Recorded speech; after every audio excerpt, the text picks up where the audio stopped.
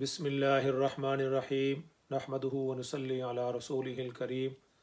मोहतरम नाज़रीन व सामईन, अस्सलामु अलैकुम व रहमतुल्लाहि व बरकातुहू। आज के हमारे दर्स का मौजू है मरहूमीन की तरफ से कुर्बानी, यानी जो फौत शुदगान हैं उनकी तरफ से कुर्बानी का क्या हुक्म है। इस सिलसिला में मैं आप हजरात के सामने इसके जवाज़ के दलाइल पेश करता हूँ। सबसे पहली हदीस है अबू हुरैरा रज़ी अल्लाह ताला अन्हु, इसके रावी हैं। वो फरमाते हैं अन्ना रसूलुल्लाह सल्लल्लाहु अलैहि वसल्लम कान इज़ा अराद अन युज़हिया इश्तरा कबशैनी अज़ीमैनी समीनैनी अकरनैनी अमलहैनी मौजअैनी फ़ज़बह अहदुहुमा अन उम्मती लिमन शहिदल्लाहु बित्तौहीदी व शहिद लहु बिलबलागी व ज़बह अल आखरु अन मुहम्मदिन व आलि मुहम्मदिन।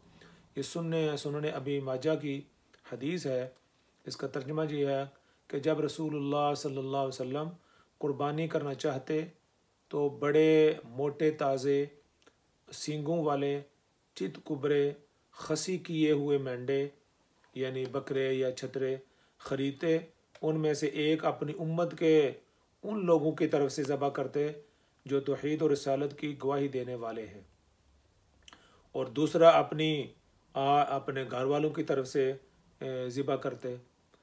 इसमें ज़िंदा और मुर्दा दोनों शामिल हो गए, क्योंकि रिसालत में आप सल्लल्लाहु अलैहि वसल्लम के दौर के अंदर बहुत सारे सहाबा फ़ौत हो चुके थे, और आप सल्लल्लाहु अलैहि वसल्लम जो है ना अपनी उम्मत की तरफ से, वो उम्मत के अंदर वो भी शामिल हैं जो ज़िंदा हैं, और उम्मत के अंदर वो भी शामिल हैं जो मुर्दा हैं। तो मुर्दों की तरफ से भी कुर्बानी हो गई और ज़िंदा की तरफ से भी। अब इस सिलसिला इस हदीस की रोशनी में जमहूर उलमा का क्या मौक़िफ़ है, यानी उलमा की और फ़ुक़हा की अक्सरियत क्या कहती है कि जो मरहूमीन हैं या जो हज़रात फ़ौत हो चुके हैं उनके तरफ से कुर्बानी का क्या हुक्म है। तो कौल जमहूरुल उलमाई वहुम अला जवाज़ि तज़हियति अनिल अमवाति व दलील अला ज़ालिका मा सबत फ़िल हदीस सहीह अनिन नबी सल्लल्लाहु अलैहि वसल्लम लमा ज़ुहिया बिल कबशैनी क़ाल अलैहिस्सलातु वस्सलाम अल्लाहुम्मा हाज़ा अन मुहम्मदिन व आलि मुहम्मदिन क़ाल व फ़ी आलिहिल अहयाउ फ़शमल अहयाहुम व अमवातहुम। यानी नबी पाक सल्लल्लाहु अलैहि वसल्लम जो है वो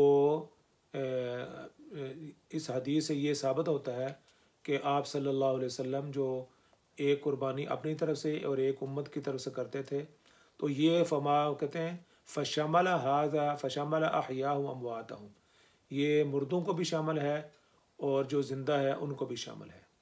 अब इस सिलसिले में मज़ीद क्या दलाइल हैं। इमाम बग़वी शरह सुन्ना में अब्दुल्ला बिन मुबारक का एक कौल नकल करते हैं। एक बहुत बड़े मुहद्दिस हैं अब्दुल्ला बिन मुबारक, उनका कौल नकल करते हैं कि जिस शख्स ने मैयत की तरफ से कुर्बानी करने की रुख्सत दी है वो दलील के मुताबिक है। यानी जो शख्स ये कहता है कि मैयत की तरफ से कुर्बानी की जाए वो दलील के मुताबिक, कहते हैं उसके पास दलील है। और जिस शख्स ने मना किया है कि जी मुर्दों की तरफ से कुर्बानी नहीं हो सकती या नहीं होती, तो वो अब्दुल्ला बिन मुबारक फरमाता है उसके पास कोई दलील नहीं। ऐसा कहने वालों के पास कोई दलील नहीं, और जो कहते हैं कि मैयत की तरफ से कुर्बानी की जा सकती है उनके पास दलाइल है। वो कहते हैं सबूत के लिए ये है कि हुज़ूर सल्लल्लाहु अलैहि वसल्लम ने दो दुम्बे कुर्बान फरमाए, एक अपनी तरफ से और एक अपने अहले बैत की तरफ से, और एक अपनी तरफ से और अपने अहले बैत की तरफ से, और दूसरा अपनी उम्मत के लोगों की तरफ से। फरमाते हैं बहुत से मुसलमान आपके दौर में फ़ौत हो चुके थे, बस हुज़ूर की कुर्बानी में ज़िंदा और फ़ौत शुदा ही अफराद शामिल हैं। दूसरी हदीस अन अबिल हसना अनिल हकम अन हनश क़ाल रअयतु अलियन युज़ही बिकबशैनी फ़क़ुल्तु लहु मा हाज़ा फ़क़ाल अन्न रसूलुल्लाह सल्लल्लाहु अलैहि वसल्लम औसानी अन उज़ही अन्हु फ़अना उज़ही अन्हु। सुनन अबू दाऊद। हज़रत हनश से रवायत है कि मैंने हज़रत अली रज़ी अल्लाह अन्हु को दो दुम्बों की कुर्बानी करते देखा, तो मैंने पूछा कि ये क्या है। हज़रत अली से पूछा हज़रत ये क्या है। یعنی ایک کی بجائے 2 دمبوں کی قربانی کیوں؟ حضرت علی رضی اللہ نے جواب دیا، رسول اللہ صلی اللہ علیہ وسلم نے مجھ کو فرمایا تھا کہ میں آپ کی وفات کے بعد آپ کی طرف سے بھی قربانی کیا کروں، بس ایک قربانی میں آپ کی طرف سے کر رہا ہوں اور دوسری جو ہے وہ میری طرف سے ہے۔ یہ حدیث جو ہے اس کو مستدرک حاکم میں بھی نے بھی نقل کیا ہے، اور یہ فرمایا ھذا صحیح الاسناد، اس کی سند بھی جو ہے وہ صحیح ہے۔ امام ذہبی نے بھی اس کو بالکل درست لکھا ہے کہ یہ صحیح روایت ہے۔ ابن مالک رحمۃ اللہ فرماتے ہیں کہ یہ حدیث اس بات پر دلالت کرتی ہے کہ میت کی طرف سے قربانی جائز ہے، اور فرمایا کہ اگر مرنے والے نے وصیت کی ہو تو اس کی طرف سے قربانی کرنے میں سب فقہا کا اتفاق ہے۔ یعنی کوئی آدمی مرنے والا یہ وصیت کرتا ہے میری طرف سے قربانی کی جائے تو اس میں تمام فقہا کا اتفاق ہے۔ اور دوسری بات ہے اگر مرنے والے نے وصیت نہیں کی تو امام ابو حنیفہ، امام مالک، امام احمد بن حنبل نے میت کی طرف سے قربانی کرنے کو جائز قرار دیا ہے۔ تینوں ائمہ اس کو جائز قرار دیتے ہیں۔ علامہ بدر الدین عینی رحمۃ اللہ فرماتے ہیں کہ آپ کا ایک قربانی امت کی طرف سے کرنا اس بات کی واضح دلیل ہے کہ کوئی شخص دوسرے بندے کو نیک عمل کر کے ثواب پہنچا سکتا ہے، اور وہ شخص جس کو ایصال ثواب کیا جائے وہ زندہ ہو یا فوت ہو گیا ہو، یعنی جو زندہ ہو اس کو بھی پہنچتا ہے اور جو مردہ ہو اس کو بھی پہنچتا ہے۔ اب اوپر تو امام احمد بن حنبل، امام مالک، امام ابو حنیفہ کا میں نے ذکر کیا کہ وہ اس کے جواز کے قائل ہیں، شوافع بھی اس کے جواز کے قائل ہیں۔ امام بغوی الشافعی فرماتے ہیں ولو ضحى عن میت جاز، کہ کوئی شخص جو ہے امام شافعی کے یہ امام بغوی الشافعی وہ فرماتے ہیں کہ کوئی شخص جو ہے وہ میت کی طرف سے قربانی کرتا ہے تو فرمایا جازہ وہ جائز ہے۔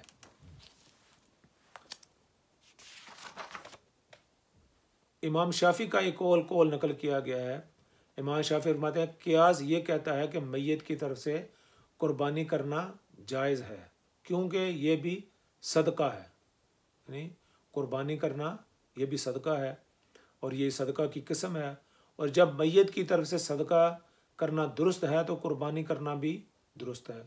یعنی کوئی مردہ ہے اس کی طرف سے کوئی آدمی کوئی صدقہ کرتا ہے تو وہ جائز ہے، تو اگر کوئی قربانی کرتا ہے تو وہ بھی جائز ہے کرنا بھی۔ اور اس بات پر اجماع کہ صدقہ کا ثواب پہنچتا ہے تو قربانی کا ثواب کیوں نہیں پہنچے گا۔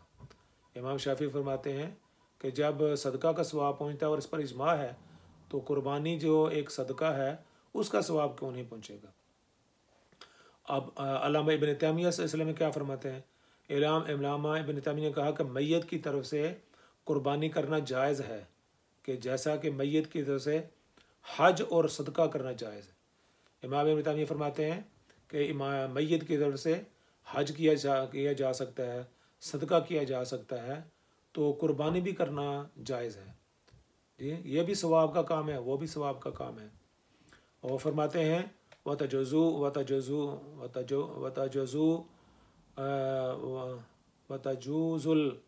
الأضحية عن الميت كما يجوز الحج عنه والصدقة عنه ويضحي عنه في الميت۔ امام ابن تیمیہ نے فرمایا کہ جب آدمی میت کی طرف سے حج کر سکتا ہے، صدقہ کر سکتا ہے، تو وہ اس کی طرف سے جو ہے نا قربانی بھی کر سکتا ہے۔ تو دلائل شرعیہ سے کی روشنی میں اور یہ خیر قرون سے یہ بات ثابت ہے، یعنی جو نبی پاک صلی اللہ علیہ وسلم کا اس کے بعد کا دور ہے، اس سے یہ بات ثابت ہے، اور آج تک فقہا اس پر ان کا اتفاق ہے کہ مرحومین کی طرف سے قربانی کرنا جائز ہے، اور اس پر یہ ان کا اتفاق ہے۔ اگر کوئی شخص انتقال شدہ اپنے رشتہ داروں کی جانب سے قربانی نہیں کرنا چاہتا، اب یہ بات ہے کہ کوئی اگر آدمی انتقال شدہ لوگوں کی طرف سے قربانی نہیں کرنا چاہتا تو اس کا اختیار ہے، یہ کوئی کوئی آدمی کسی کے اوپر تھوپ نہیں رہا کہ آپ فلاں آدمی کی طرف سے اپنے باپ جو ہے فوت ہو اس کی طرف سے کریں، اپنی ماں کی طرف سے کر رہے ہیں۔ کوئی اگر کرنا چاہتا ہے تو اس کے جواز کے قائل ہیں، یہ کوئی لازمی نہیں ہے کہ آپ ان کی طرف سے کریں۔ اور جو شخص کرنا چاہتا ہے اور اپنے پیسے خرچ کرتا ہے اور بطور صدقہ کے کرتا ہے تو ان کو کرنے دیا جائے، ان کو روکنے کی کیا ضرورت ہے؟ تو یہ مسئلہ یہاں پیدا ہوتا ہے کہ ایک آدمی ثواب کی نیت سے کر رہا ہے اور اس کے پاس دلائل بھی ہیں، خیر القرون کے زمانے سے یہ علماء اور فقہاء اس کے قائل چلے آتے ہیں، اور نبی پاک صلی اللہ علیہ وسلم کی احادیث سے بھی ثابت ہے۔ تو خام خواہ لوگوں کے اندر جو ہے نا شکوک و شبہات پیدا کرنا، ان کو جو ہے نا وہ اپنا تنگ کرنا اور ایسی باتیں کرنا جس سے وہ بیچاروں کو تکلیف ہوتی ہے، تو اس سلسلے میں ان کو احتراز کرنا چاہیے۔ جب حضور صلی اللہ علیہ وسلم سے بھی ثابت ہے، فقہاء سے بھی ثابت ہے، تو جو حضرات کر رہے ہیں ان کو کرنے دیں، جو نہیں کرنا چاہتے وہ نہ کریں، لیکن ان کے اندر رکھنا نہ ڈالیں۔ ایک بات یہ ہے کہ اگر میت نے خود قربانی کی وصیت کی ہو تو پھر اس میں سے نہ کھایا جائے۔